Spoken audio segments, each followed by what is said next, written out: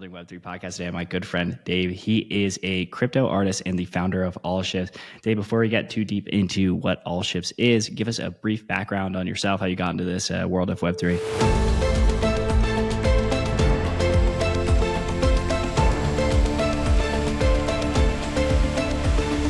So my name's Dave Krugman. I'm a crypto artist in Brooklyn, New York.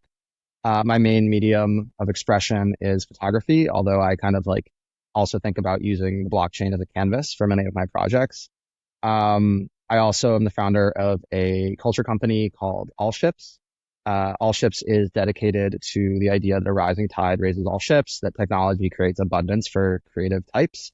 And just, our thesis is that we can prove a creative life is possible, and we can bring culture to spaces that could use a little bit more of that culture and a little bit more of that community connection and experience. So thrilled to be here. Yeah, it's quite interesting you mentioned that technology being good for artists. I feel like a common theme is people are like, hey, AI is taking over creative work, and there's a bunch of destruction around, say Mid-Journey would take away work from designers. But you seem to have a contrarian thesis to this. Tell us a little bit about how you see technology improving the life of artists. Well, yes, that's a great point to bring up. Every tool is a double-edged sword. Every hammer is, also a weapon, right? So you can build with it, or you can knock things down with it. And so that's true of every technology that's ever been invented. Think about nuclear power versus nuclear bombs, right? It can be an extremely destructive force, or it can be an extremely productive force. AI is no different. The threat of AI for creative types is extremely real. It's already here. It's not something that we're going to have to be afraid of in the future. It's something that's already affecting our livelihood right now. But it's also the genie's out of the bottle, and it's for better or worse, the inevitable tool set that is going to be used prolifically across the world. So you can either bury your head in the sand and complain, or you can see how to use these technologies to build new systems and empower yourself and your community. So I err on the side of embracing change. It has served me very well throughout my life. People forget when I first started in my photography career, it was right about when Instagram was becoming very ubiquitous and popular. And a lot of photographers that I looked up to were horrified. They're like, oh my God, if everyone's a photographer, no one's a photographer. And I was like, no. If everyone's a photographer, everyone's a photographer. It's great. People will appreciate photography more because they have the ability to participate in it. When you participate in something, you appreciate it more. That's just part of life. That's, when you experience something, when you engage with the tool set, you gain a deeper appreciation for the people who are good with that tool set. So I think the same thing is happening with AI. I would encourage artists to look at all the different tooling that is available to them, play with it, use it in your own way, and take it further than just putting prompts into Mid-Journey. How do you incorporate the ideation process? How do you make sketches in Mid-Journey and then turn them into real oil paintings? It's just another tool. It's a tale as old as time. People are afraid of change. This is a change on a scale that I think is extremely drastic. But again, it's not going to go away. And I think the best thing that artists can do is get ahead of it and incorporate it into their tool sets and use it to improve their lives in any way that they can. Yeah, I really like that analogy you brought up to when you were experiencing Instagram for the first time. So talk to us a little bit about becoming a crypto artist, because no one really starts as a crypto artist. Talk to us a little bit about how you got into that and how you kind of leveraged these tool sets to make a successful creative career. Absolutely. Great question. Thank you so much. So there's a long arc of decentralization in the communication of information. We're just another step on that chain, right? So I'm not going to go all the way back to cave paintings, but you could if we had more time. But I'll start with a very important moment in human history, which is the invention of the printing press. So the invention of the printing press democratized in many ways the dissemination and publication of information. Text information. And what that did was it created a literate society. Before the printing press, it was very, very rare. You came from privilege if you were literate, and books were hand copied in Latin by scribes and priests at churches. And so what that created a system in which information and education was extremely centralized, and most people did not have access to that type of information. So that actually ushered in the Industrial Revolution, and it created new types of religion and, Calvinism, and there's a whole can of worms to unpack there. But let's skip all that and accept that it was a paradigm shifting moment on, civilizational level, right? So one of the next big times that happened, if we're skipping over radio and TV and broadcast and newspapers and magazines, is the advent of the smartphone. So the smartphone is basically the printing press for visual art and for imagery. And what it did was, just like the printing press, it ushered in a revolution, and it created a society that was more visually literate. And the demand for artists and the demand for content to fill these infinitely refreshing screens is higher than ever, even though the supply of creators is higher than ever. So that enters us into the era of social media. The problem with social media is that all of social media effectively is run by centralized companies. And those centralized companies take 100% of the profit that the communities are building the value that makes these places worth being places to advertise in, right? And so they're not sharing, much of that revenue. YouTube has affiliate programs, Instagram pays out a little bit, but the lion's share of those profits goes right back into the pockets of the juggernauts that own these centralized land masses in our cyberspace.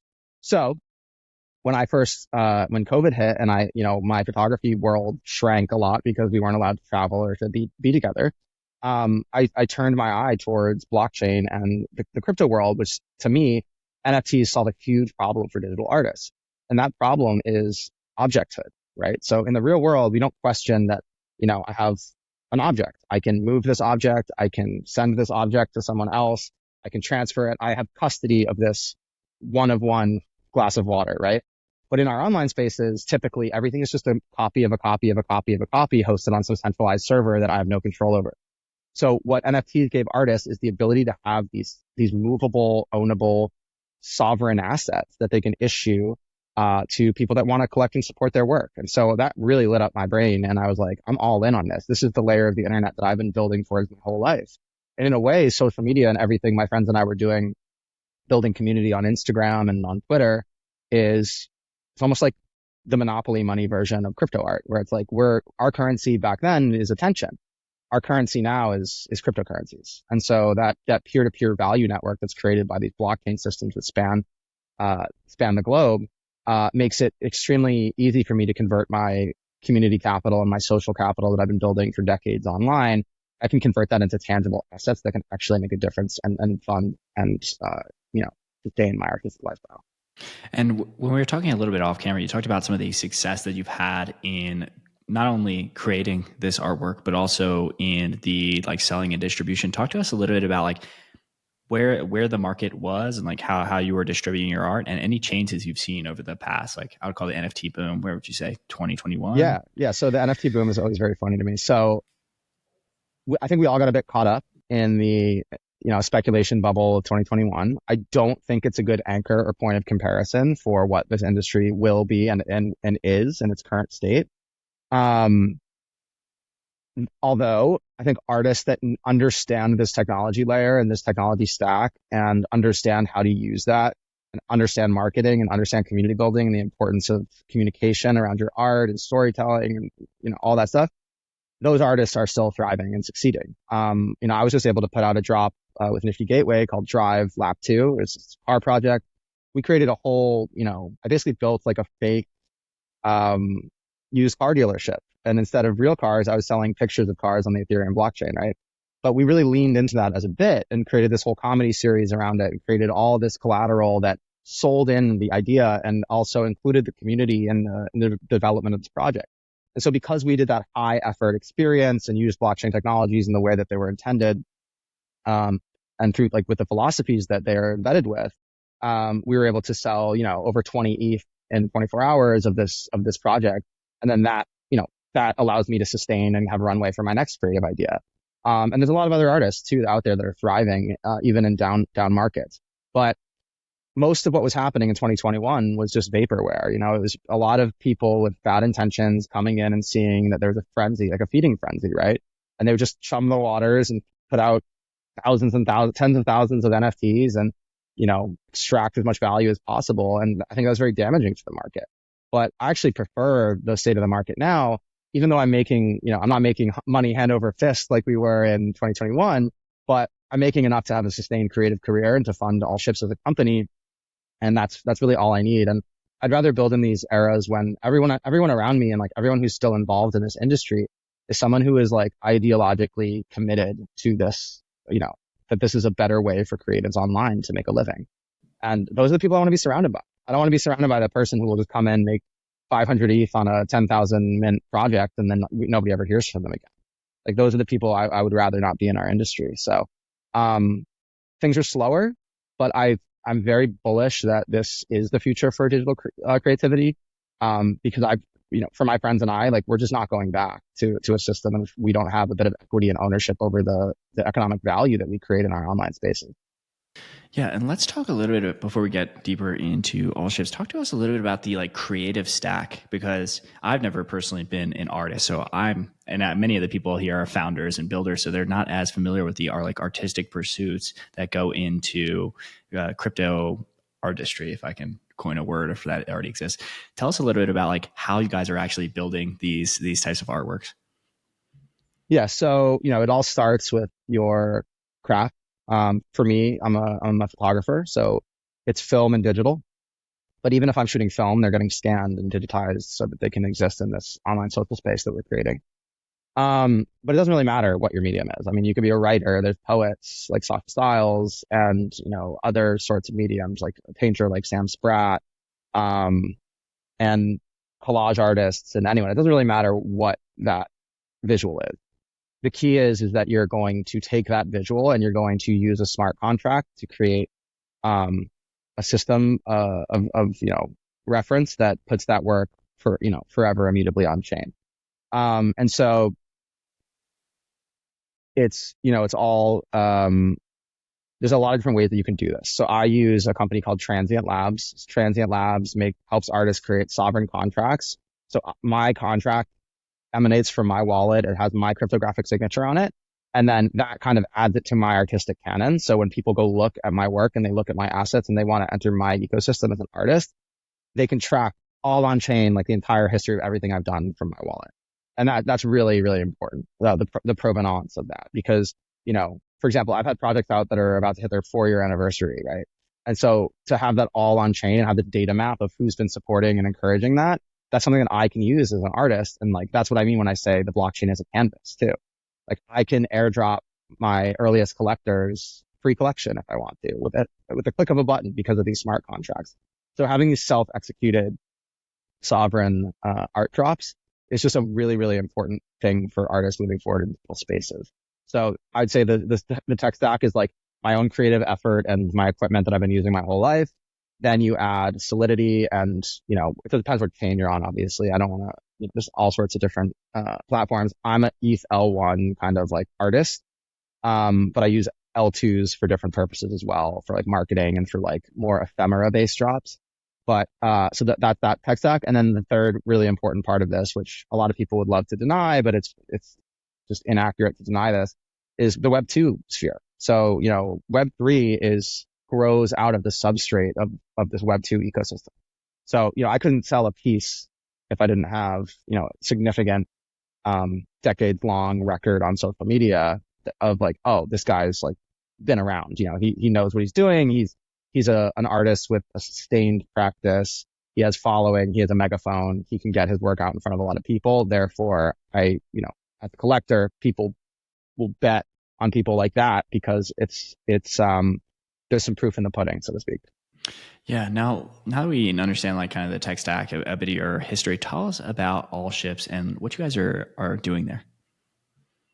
Yeah. So, All Ships started actually before I even heard about NFTs. I started All Ships in 2019 out of a kind of, the exact same problems that I've been describing here, which is that like I spent decades building up my social media followings only to be throttled and gated and limited with arbitrary changes to this advertising algorithm. So one thing that's really important to understand about Instagram is like artists thrive on Instagram despite the fact that it's a landscape designed for advertising, right? So Facebook, Meta, whatever group, however high up we go in the stack, their business is building databases and structures and community ecosystems that are then filled with user-generated content. And then because there's so many people looking at that space, then that becomes very advertising value, or that becomes very valuable advertising real estate.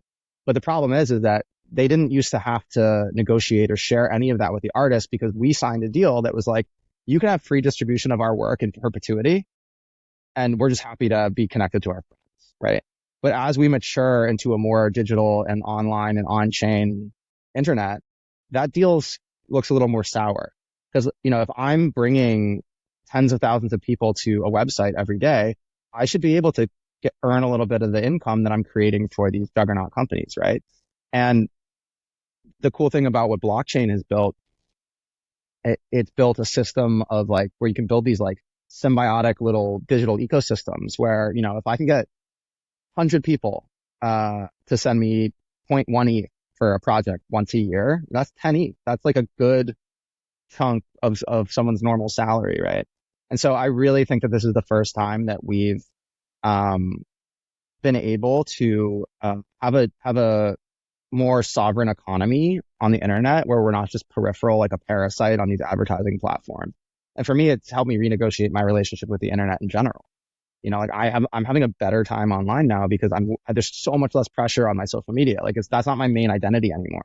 My main identity is my wallet address. And like that is what I'm building my lore and legacy around. And that turns my social media into more of a playground and more of a journal, more of a process document than it is my main identity. So I started All Ships as a way to kind of like push back against these systems that I found to be very toxic and not be serving the communities that I was so interested in protecting and encouraging.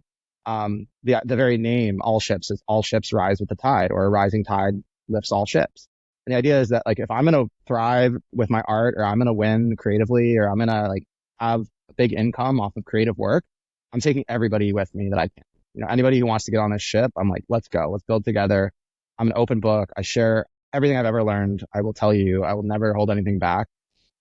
And that to me is a shift in mentality from the era of like the recluse artist who is like this mysterious hermit, this myth of like that's how artists should be. And that's just not at all the case anymore, especially when we're all in this interconnected online ecosystem.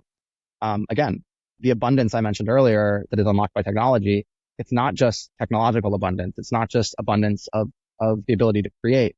It's abundance of connection. It's abundance of community mind share. Everything I put into this system will return to me through the generosity and, symbiosis that I build with other artists, collectors, creatives, coders. And it's all happening. And I'm a living example of like, how great that can be when you surround yourself with the right people and you have the right ethos and you live with that mentality of abundance. Talk to us a little bit about All Ships and like where people can really get involved. Is it a space on the internet? Is it a website? Is it on like Twitter? Because you said you're kind of using more social media now as a playground, and All Ships kind of as this I'll call it like a community learning platform. Talk to us a little bit about like virtually how it exists. Yeah, so All Ships is everywhere now, which is great. It started as a website during COVID because, well, actually it started as a meetup for creatives in Brooklyn. Every Monday night we'd go to this piano bar. My friend would play ragtime piano. There was no service in the bar. Like it was underground and there was no Wi-Fi. So like if you wanted to use your phone, you had to go outside. So it created this like very like incredible, like old school candlelit salon vibe. But then COVID hit like very soon after. And so I was like, well, I'm not going to lose this community. So how do I maintain this through this, social experiment that was inflicted on us? And what I decided to do was like to build an editorial website and interview one artist every day in DMs and then copy paste those DMs into the website. And so if you want to go to allships.co, you can see hundreds of articles. And as I started to learn about NFTs and crypto artists, I started leaning more and more into interviews with those types of people because I found it to be the most exciting thing on the internet during that time. Now, when the world started opening back up, obviously, I love to host. I love bringing people together. And I was like, wow, now I have this army and this community that we've built online, both on Twitter, Telegram, and on our website. Now I can really do these activations and get-togethers in a much more robust way. So for a few years, we did pop-ups everywhere from Tokyo to Paris to Art Basel, Miami. I mean, the list goes on and on and on. And then this past spring, I was like, I feel like there's so much more we can do. if we're building on land we own. So we built on land we own on the internet. That's why we have allships.co as like a sovereign site. But I really wanted to have a building in New York and be like, hey, like I want to create like a, Andy Warhol type factory. I want to create a Paris salons of the late 1800s and early 1900s. Like I wanted to create a space where people could come together again, put their phones down, look eye to eye, break bread, light a candle, drink some wine, play chess, listen to music, have chefs around. Like it's just a place to mix and mingle creativity. So this summer we opened up the All Ships Creator House, which you can find at allships.co. It's in the menu.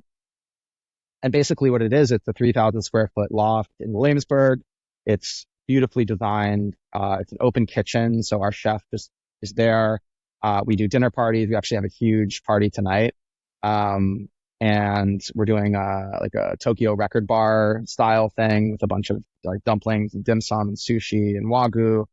And we get like 40 to 50 people together. And it's just, it's always a night to remember. And like those relationships that we build in reality help us shore up our online infrastructure. And, we meet clients, we meet collectors, we meet artists, and we recombine them in ways and build these component-based projects and systems that help sustain the space and help sustain the future of All Ships. And so it's been a really, really fun summer to bring the All Ships ideology into reality and, just doing everything we can to propagate this idea and this brand across the world, including like merch. Like we have a whole store.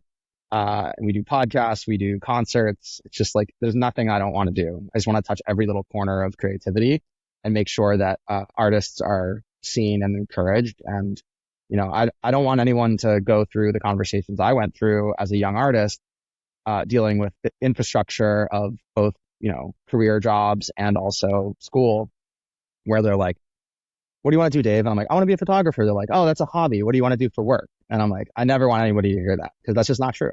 Everything you look at in this world has the touch of an artist, whether it's a designer, a graphic designer, a painter, an architect. Like the world is built by the creatives. And so I don't want anybody to be discouraged if they feel that spark of creativity within them. Yeah, it's very interesting you talk about like getting together and hosting these events, because I think a large critique of the crypto ecosystem is we're all like very chronically online. So talk to us a little bit about like if somebody's listening and they're like, hey, I can't make it out to Williamsburg, but I'd love to host some events in my space. Talk to us a little bit about like what makes like for a good, meetup in your eyes, and like any advice you would give to people looking to, build more community in the city they live in. Yeah, I love that question. It's very important to me. So thank you for asking it. When I came into crypto through crypto art, I didn't come into crypto through like a libertarian ideology. I'm not like necessarily like super anti-government. Like I came in because I think that this system can help us create a better online ecosystem to support creative effort. So that's my North Star here. And when I got here to this space, one of the things that I found the most difficult to deal with was the lack of culture, the lack of taste, the lack of care around in real life experiences, and the lack of consideration of depth of friendship, depth of connection, depth of experience. And so as I was building All Ships, I just started doing it, being like, hey, we're just going to have like the best pizza party you've ever been to, right? At Roberto's. And we did that a bunch. And then I'd be like, okay, we're going to have the best Chinese food meal that we've had, ever. Like, I'm going to show you guys what's up. Like, this is how we build. And so then we take over Kings County Imperial and have this whole like dim sum party and, with the chef coming out and talking about all the food and like building depth of experience for people. As the space continued to grow and mature and, expand, contract, I just feel like the culture wasn't getting better. And so like I decided to kind of reframe All Ships instead of a creative community, which arguably we are, but what we really are is we're a culture company on crypto rails. So we use blockchain and crypto technologies to create rails to build culture on, but our main product is culture. Like if you are a brand in crypto and you want your community to have, a night that they will never, like it'll be an anchor of their lived human experience, that's what we want to bring to the table for you. I don't think we're the only people who can do it. I think we're really good at it because we're composed of, my friends are artists, chefs, musicians. Like we're the people who create that type of culture. So we're very well equipped to create those experiences. But anybody can do this, just go to your friend who has the best taste in food and be like, hey, I want you to be in charge of the dining club, go to your friend who has the best taste in music and be like, hey, can you make a good playlist for tonight? You can do this with just a few friends and very little effort and very little budget if you just are motivated to do it. And that's how we started. So I would just say, keep doing that. Now we've grown and matured to a space where we're getting very well funded. We're, with sponsorships, and we have the ability to spend, significant budgets on intimate, interconnected experiences for our community. And that does take time to build up that trust and to justify the cost to a sponsor to say, like, that seems expensive. Like, what are you guys going to do? And we have a good answer for that. And we have a proven track record of what those answers look like, and how they help us build community. And I guess the last thing I'll say about all that is, like, if you think about, like, what is value, like, what is economic value, what is value within a society, it's all rooted in community. Like, if you're the last person on earth with $1 billion, it doesn't matter that you have $1 billion. Like, you can't, there's nobody to buy anything from. Like, money, tokens, credit, checks, all just an IOU to somebody else in this world that you're trying to exchange some form of community value with. And so I think we've abstracted money away so much from our lived experience that we just think of it as this, like, fuel that runs the economy. But what it really represents is this interconnected ecosystem of people who are trying to live side by side. And if you just start with living side by side in a way that everyone feels good and feels fed and feels happy and feels seen, then I think the value actually just naturally flows through those networks with a lot less consideration. Yeah, and this community aspect is something that's very interesting to me, because every company I talk to is always like, oh, we need to build a community. But often it can feel, at least from my perspective, sometimes a bit hollow. Not that they don't have the best intentions, but just in the sense that, like, I think at times it can be very difficult for companies to create community because it doesn't feel very organic.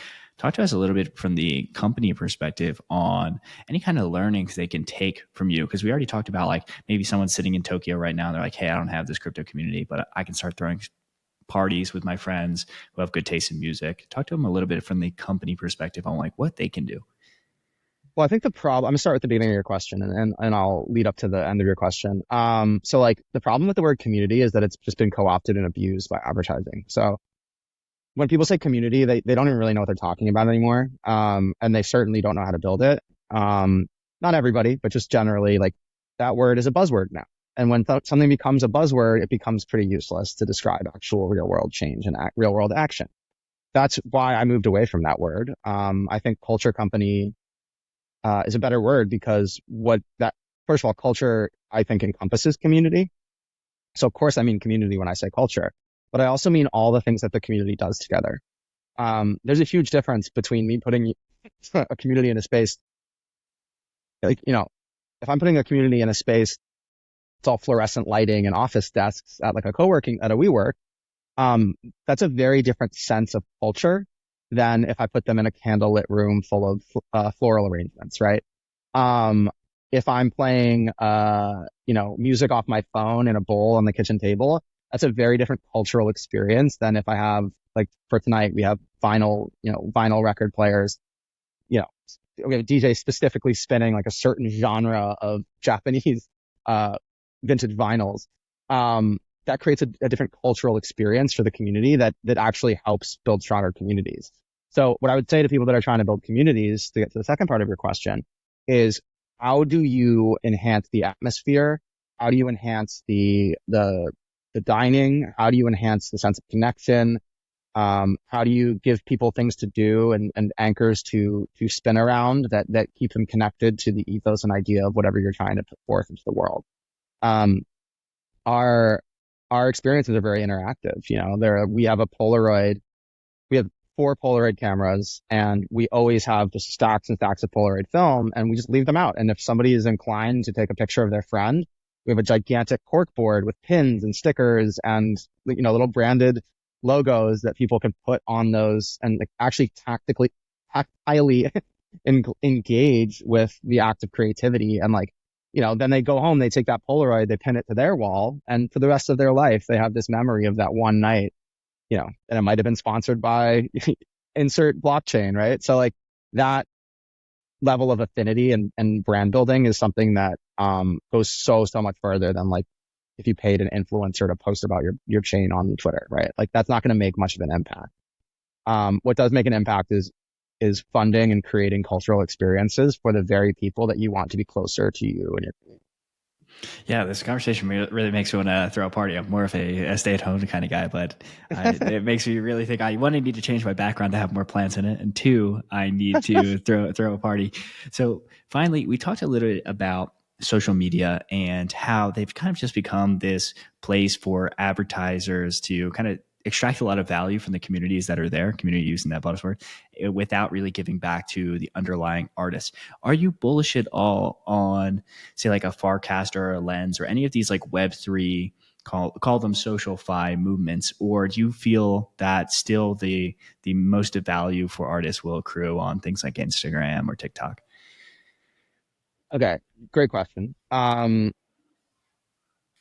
Instagram and TikTok and those companies, I mean, Instagram has 2 billion users. Like they're entrenched.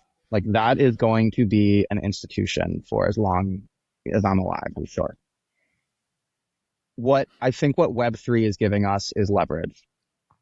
I think that also money and economic share is not the only consideration here. The most valuable thing about Lens is that it's built on an open social graph. And so if I want to leave Instagram and I want to go to Twitter, I can't take my audience with me. I can't even take one person. I have to manually get them over, right? And like that's just, you can't exit the walled garden. What these Web3 protocols are doing, specifically Lens, Farcaster, any social protocol really, is they're building a new substrate of data. And then on top of that data chain, that on-chain data layer, they're building different applications that exist on top of that and kind of draw from that layer like an API. So what that means is like, if I decide that, I'm on Orb Club and I want to move some of my following over to a.xyz, which is another protocol built on top of Lens, guess what? I don't have to. It's already all there. And so I don't have to rebuild and have a cold start on a new app. And so we're just seeing the very beginnings of these apps, and a lot of them look like the apps that we're familiar with, right? They look like Instagram, they look like Twitter, but they're built on that different open social graph so that they're portable, right? We're going to see a lot of apps pop up that we haven't even imagined yet that use that same data set in really new and novel ways that social media itself has not even discovered yet. And that's what I'm really excited for. But the value of being able to know that the blood, sweat, and tears that you're putting into your social graph is something that belongs to you and is sovereign to you and is not controlled by a third-party company, that is at least a giant leap in the right direction. And again, like we don't live in a decentralized world. We live in a very centralized world. Every technological innovation that gets us more decentralized is something I think that is worth exploring.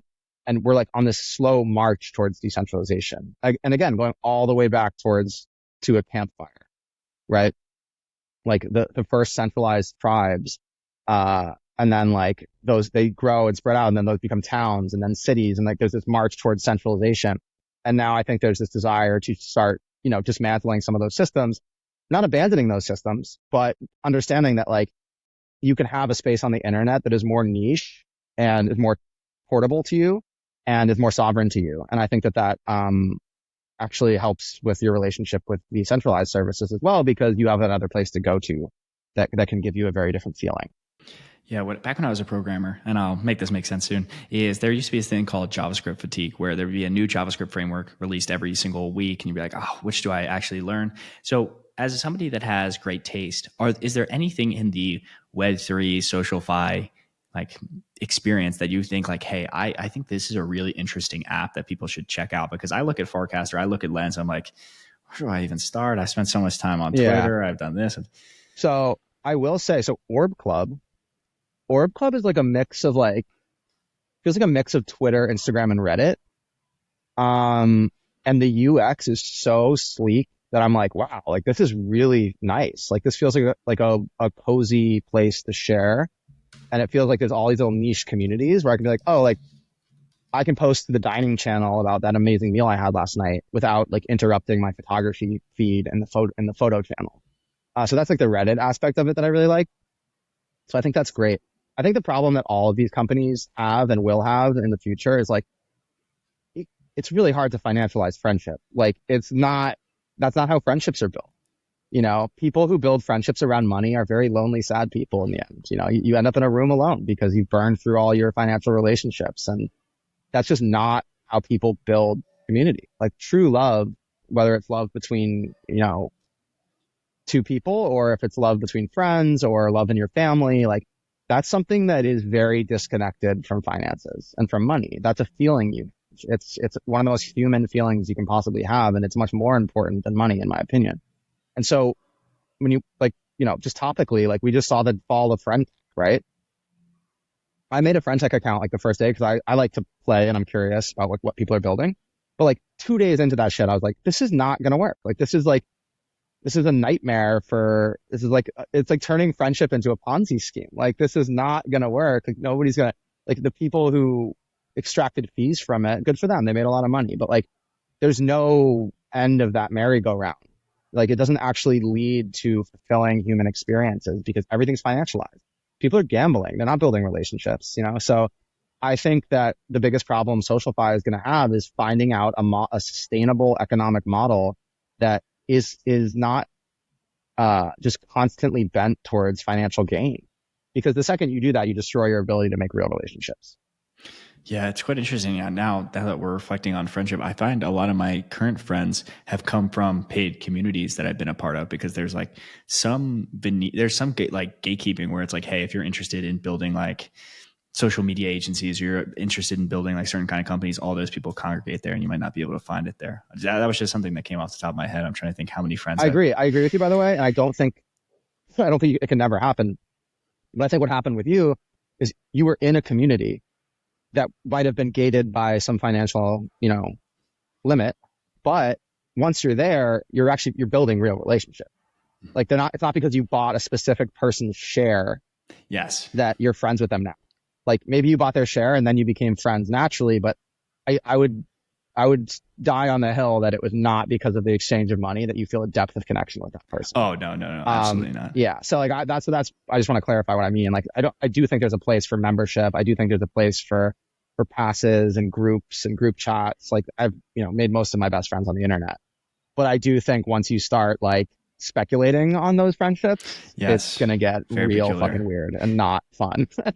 Yeah. You can almost look at, just cause I'm like a marketing autist, you can always look at like these things as like a Twitter, for example, as a giant funnel where it's like, okay, these people are like top of funnel. You met them, they're reply guys, you end up going in the DMs and then everything like ends in Discord or like in Telegram one-on-ones or group chats, which I always find very interesting. But Dave, I know I've taken up a lot of your time and I really appreciate all the insights you've shared with the audience. So any place that people can find you online, where should they go to connect with you? Right now, I think the best place is just go to my Twitter, which is Dave_Krugman. From there, you can find my link tree, which has all my projects and all my different communities and ecosystems that I've been building online. It's also where I like share my thoughts and philosophies, and I'll share this conversation surely. So find me there. But also please do follow All Ships on Twitter as well. Support us there. Join the Telegram if you want to come to our dinner parties. We're very friendly. We're very open. I joke that our door is not token gated. It's vibe gated. So like just be cool, be empathetic and nice. And we love you. And then, just share and support the artists who are part of the All Ships community. Go read some articles and, just as a reminder, like a creative life is possible. The world is built by creatives. Don't get discouraged. If you're that kid in the back of the class doodling, like so was I, there is a place for you. You do not have to do things, on this strict, program that society nudges you towards constantly. So just, do your thing and have fun and live the life you want to live. Amazing, Dave. Well, thank you so much for coming on here. And to everyone else, let's go engage with Dave online and continue building the future of Web3.